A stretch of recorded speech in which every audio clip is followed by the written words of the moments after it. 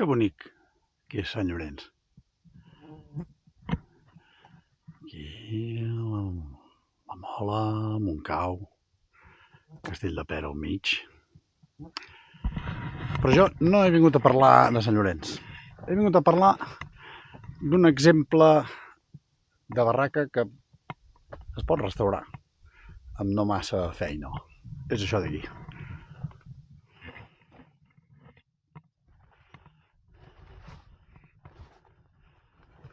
Com podeu veure, la barraca ha perdut completament tots els contraforts. La pedra on és? Aquí. L'hem d'acabar de desenterrar i trobar la base del mur, que en alguns llocs es pot veure, com per exemple al costat de l'entrada. El mur anava per aquí. Tot això ja no forma part del mur. O en aquest costat d'aquí on encara veieu pedra bellugada però encara no ha caigut. Aquí estava exactament que en diem la doble paret de la pedra seca o de les barraques de vinya en aquest cas. El mur de fora aquí ha caigut completament. Què en podem dir d'aquesta barraca? Doncs el que podem dir és que aquesta barraca està completament en boles. I si no em creieu, passeu cap a la barraca.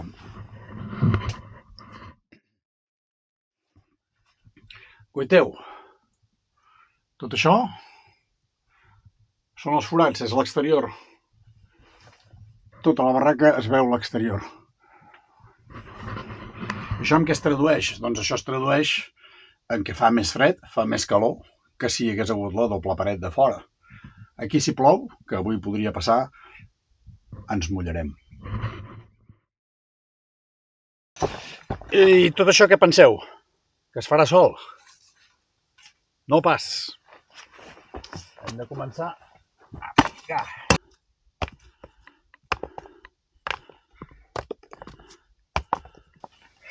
Hem d'anar tan avall com puguem. On estigui la ferida, la destrossa més gran, hem d'anar baix. Perquè si començo a muntar aquí ja veieu que sota és completament buit. Per tant, hem d'anar a buscar la base ferma. És important que sapiguem que a la base hi ha pedra, que no és un enfonsament amb terra. I la pregunta sempre és: on poso la següent pedra quan tinc una filada com aquesta ja plana? On la vaig a posar la següent pedra? El trencajunts. Aquí, entre aquesta i aquesta, posarem aquesta pedra. Plas. Aquí ho teniu. Entre aquesta i aquesta, en posarem aquesta. I així anirem fent tota la filada. I pedrotes enormes com aquesta, on les posem? Quan les posem? Les posem ara, aquí baix, a sota. Val? Per què? Perquè no hi ha prou energia, no les hem d'alçar tan amunt, simplement les hem d'abocar a la part de baix. I a cada filada anem omplint de pedruscall. Cosetes com aquesta, val? Pedretes. Les anem posant. Res de terra. Pedra seca. Tot reomplert de pedruscall per darrere de les filades. Això s'ha de fer abans de pujar una filada més. Abans de pujar una filada hem d'anar posant pedruscall.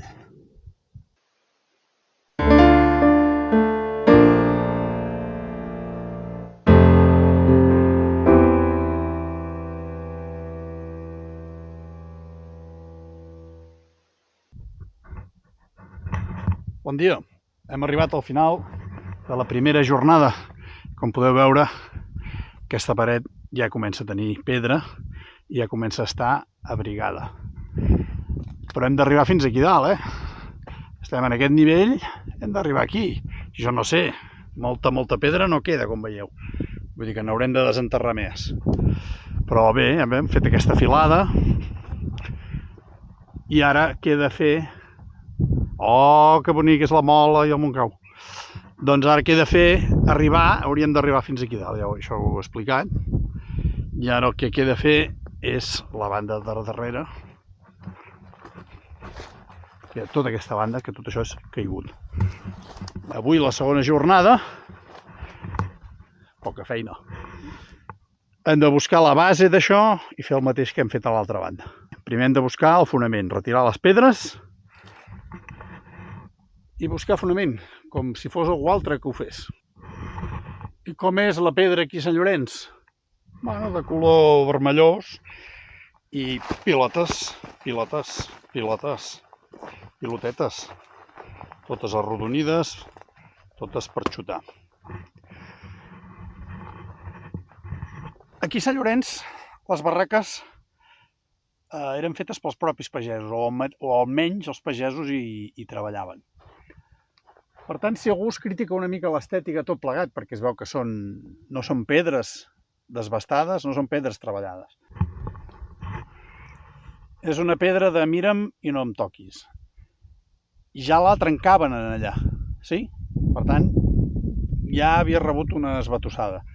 Si ara venies aquí i la volies fer quadradeta i tot molt ben d'allò, què passa? Quan tu vols trencar una pedra com aquesta, doncs es trenca per on vol, no per on tu voldries. I no només això, sinó que a més l'has debilitada. De manera que quan la col·loques aquí no saps per dins si estarà esquerdada o no estarà esquerdada o què passarà. Val? A part que no és d'una qualitat molt fantàstica. És un gres vermell d'aquests que es desfan.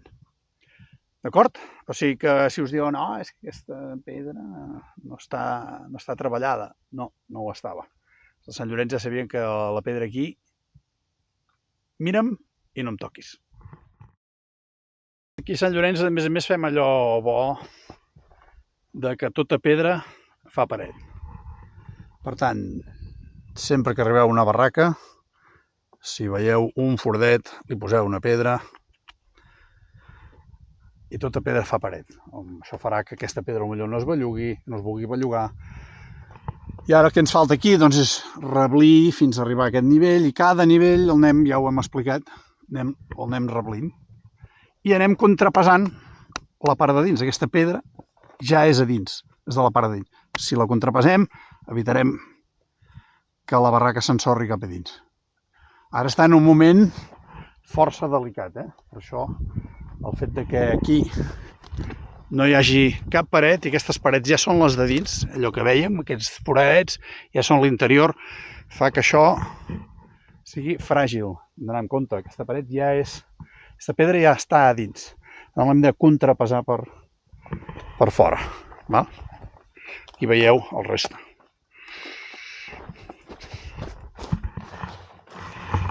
I si mirem l'estil, bueno, ja la veieu. Pedra, més o menys, doncs ja ho veieu, com està muntat. Aquí ho teniu, la demostració de que la pedra de Sant Llorenç no era massa bona, és que les entrades s'havien de fer amb unes pedres enormes.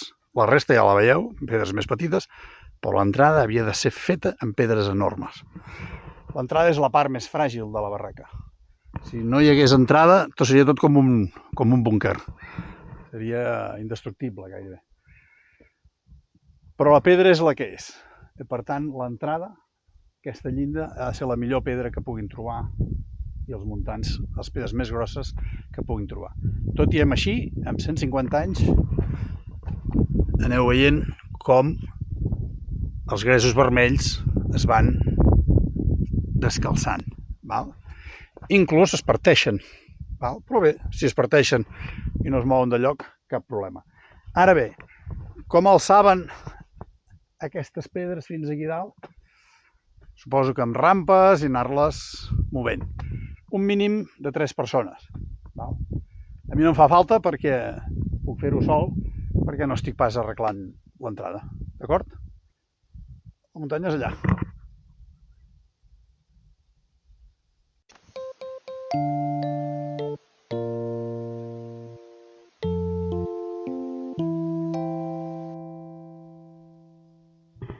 Què?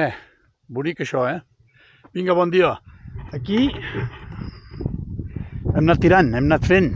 Mentrestant vosaltres contemplàveu. Val? Què passa aquí? Doncs que falta encara un parell de filades més per arribar al sostre. Com veieu, aquí encara falta reble. I mentrestant, què ha passat amb la pedra? Doncs que me l'he acabada tota. Val? És possible que n'hi hagi d'enterrada, però la principal ja l'he treta. Què hem deixat aquí? Un petit regueró, un petit marxa-aigües, o com li digueu, trenca-aigües. Per què? Doncs per evitar que tota l'aigua que ve d'aquest pendent se'ns en vagi cap a la barranca. Val? I ara què queda fer? Doncs anar a buscar pedra, i per això tenim el cabàs. O sigui que jo us deixo amb la barraca, i ja torno.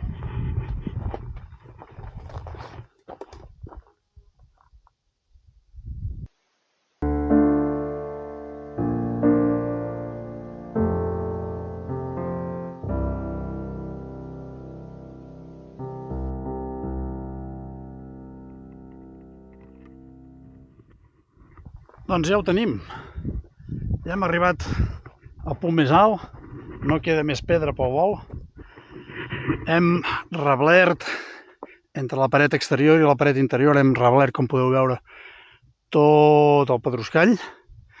Ja estem a punt per llançar les cendres. Per què les cendres? Doncs perquè per ponent diuen que les cendres, un cop humitejades, impermeabilitzen, fan una pel·lícula que impermeabilitza. Llavors, abans de posar la terra, farem això, escamparem la cendra.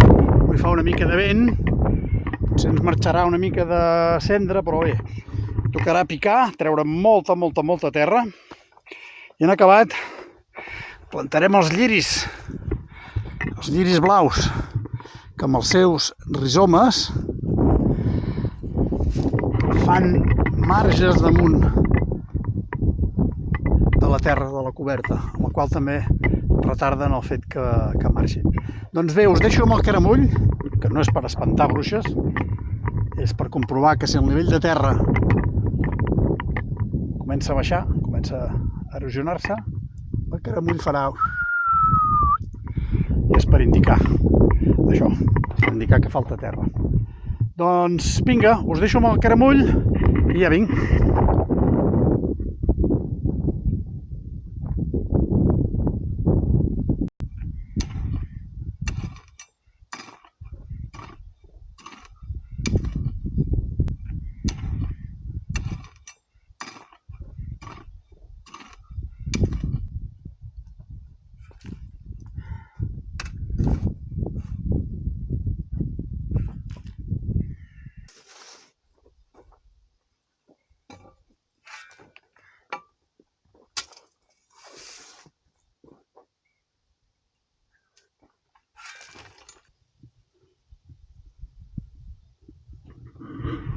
Doncs apa, ja ho tenim això. Cendra, terra i lliris. La terra és molt important, és molt pesat això de posar terra, però és molt important. La impermeabilització de la barraca depèn moltíssim de que hi hagi terra o no. I us en recordeu d'allò de l'entrada?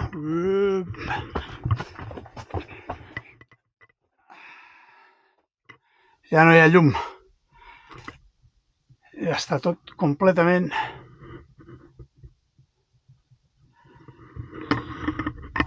sellat. Així que anem cap a una altra barraca i seguim.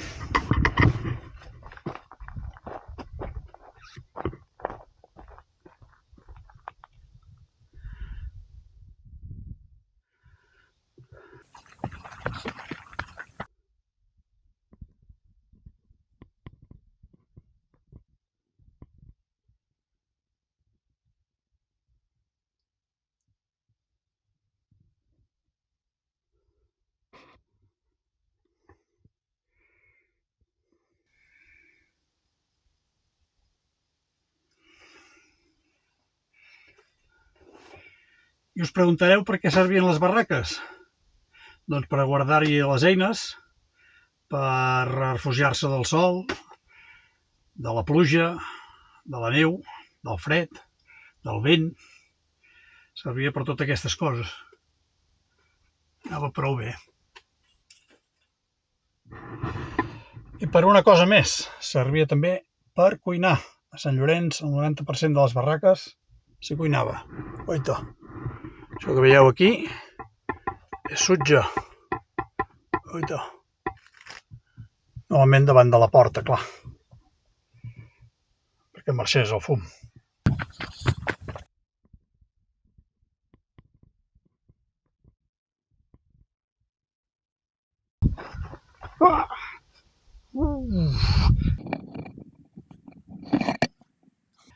No cal dir que si us ve de gust apadrinar aquesta barraca, us poseu en contacte amb nosaltres i us acompanyem. Que què s'ha de fer? 2 hores l'any, afegir 2 cabassos de terra i res més.